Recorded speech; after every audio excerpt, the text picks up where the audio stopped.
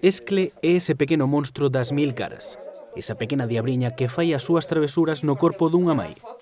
Así, con esta historia titulada Las visitas de Escle a mamá, os escritores do taller M Creativo impulsado por Alucem trataron de normalizar unha enfermidade coa que levan anos convivindo. Yo cuando empezamos el grupo en Creativo, yo conté mi historia como le explicaba yo a mis hijos de pequeñitos, que ahora ya tienen 18 y 16, cómo era vivir con la enfermedad, hacerlo como algo normal. Y lo más normal posible es no traumatizarlos con una enfermedad. Eles son os creadores deste conto infantil e solidario. Un libro onde foron co paso do tempo poñendo en común esta enfermidade a través de pequenos relatos. Fueron cogiendo trocitos de cada microrelato y se fue cortando, este me gusta. Y ahí el otro, pues me gusta esto de este. Fuimos agrupando 7 microrelatos en uno. Así crearon esta historia que describe a esclerose múltiple dende a mirada dun neno, e onde Estefanía Fernández puxo a nota de cor. El grupo de escritores era como una pequeña familia porque realmente allí contábamos nuestras penas, había gente que padecía esa enfermedad, había otras enfermedades neurológicas que también estaban allí presentes y bueno, entonces en el grupo se empezó lo que dijo María con unos microrelatos, estuvimos pues dándole un poquito de forma y yo les dije, yo lo veía claro, yo la veo como una diablilla que va haciendo travesuras en el cuerpo de su mamá o de su papá.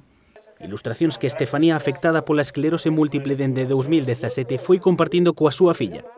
Ela descoñecía a enfermidade da súa mai e precisamente Escle foi ese gran paso para afrontala. Pero yo no le había dicho que yo la padecía, yo simplemente la dejé, que viera los dibujos y tal, y entonces la entendió muy bien. Entonces, justo antes de la presentación del libro, en diciembre, se lo conté.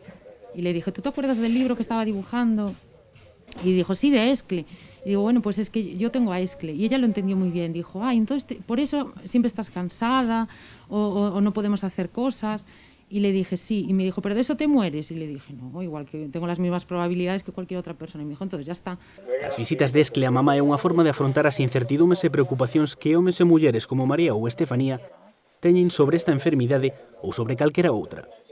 Un proxecto final de curso como di o editor do libro e creador deste taller de escritura creativa onde naceu.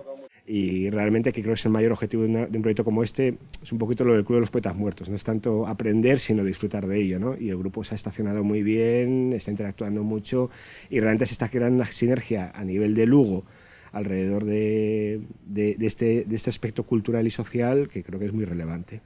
Alejandro uniu a súa faceta de escritor e de traballador social en Alucem para reunir a socios e socias da asociación que non dubidaron en coller o papel e o boli. Hablo Alejandro de hacer el taller de escritura, María y allá fue directamente.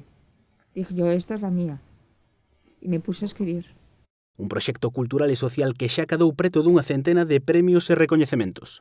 Creo que podemos estar muy contentos porque el grupo en sí mismo ha conseguido pues, un reconocimiento a nivel nacional muy grande, ¿no?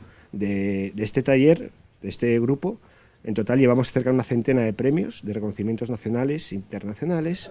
Recoñecemento a un grupo de escritores que con este xa suman o seu cuarto libro.